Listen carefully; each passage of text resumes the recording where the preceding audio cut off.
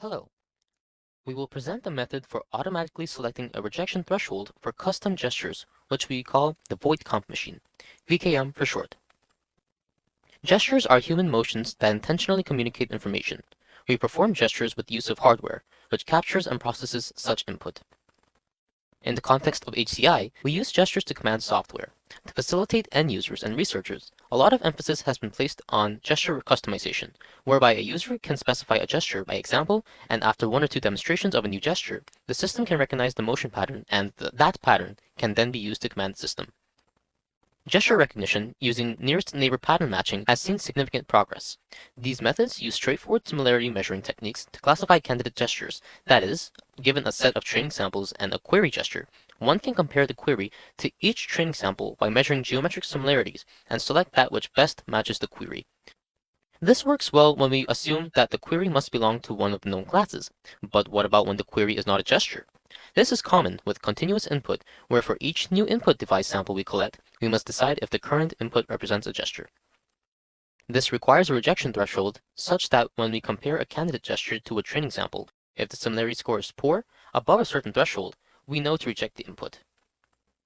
But without knowing the distribution of gesture patterns because we only have one or two samples, it is quite challenging to select a robust threshold.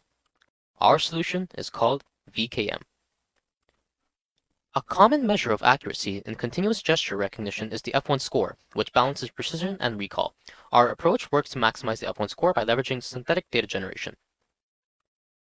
VKM is a 5-step process that works as follows. 1. For each training sample, generate a distribution of within-class synthetic samples using a technique called GPSR. Score each synthetic variant against the training sample to generate a distribution of positive scores. 2.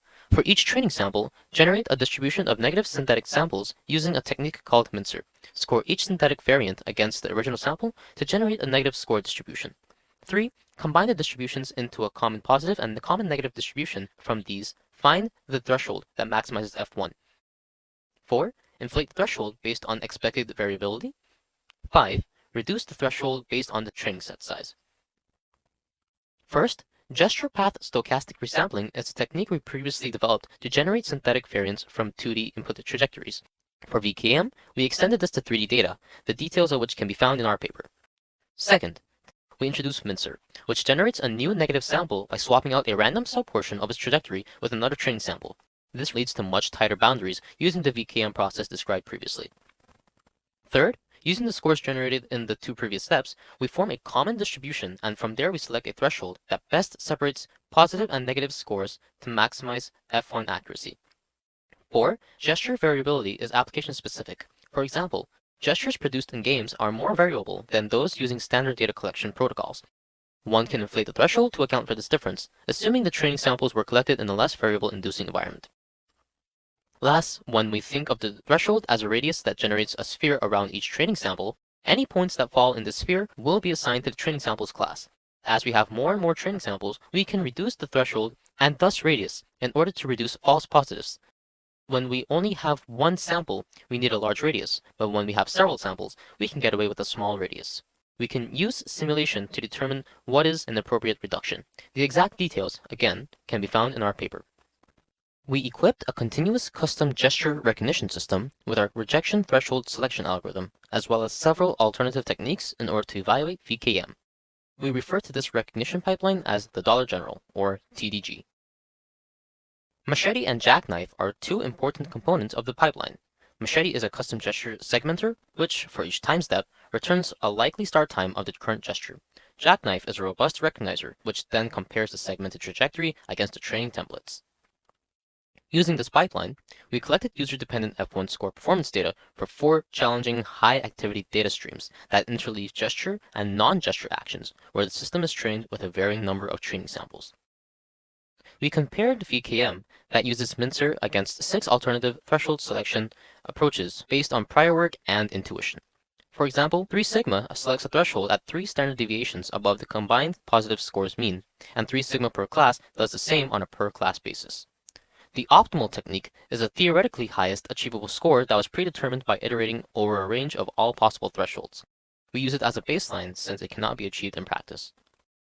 Using a follow-the-leader protocol, we collected continuous Kinect, mouse, Vive position, and Vive orientation data for a total of 4 datasets. We also collected 5 training samples of each gesture from each participant, 10 per input device. So, the rejection threshold selection method had a significant effect on overall Kinect accuracy. Mincer achieved near optimal performance across all train count levels, and accuracy improves as the train count increases. 3 sigma and 3 sigma per class, on the other hand, do not perform as well, and their accuracy decreases with increased number of training samples. For Vive position, several methods achieve near optimal performance, with Mincer outperforming other methods only at t equals 1. All methods benefit from the increased number of training samples, and the differences were not statistically significant. The selection method had a significant effect on the 5 quaternion accuracy. Mincer and 3 sigma per class both performed close to optimal. Overall accuracy across all methods are lower for this data type than on other datasets. For mouse, Mincer and optimal achieve high accuracy, above 90%, with only a single training template loaded. The effect of the rejection threshold selection method on accuracy was statistically significant. 3 sigma and 3 sigma per class methods did not achieve high accuracy on any of the training counts, and decreased in accuracy with increased training count.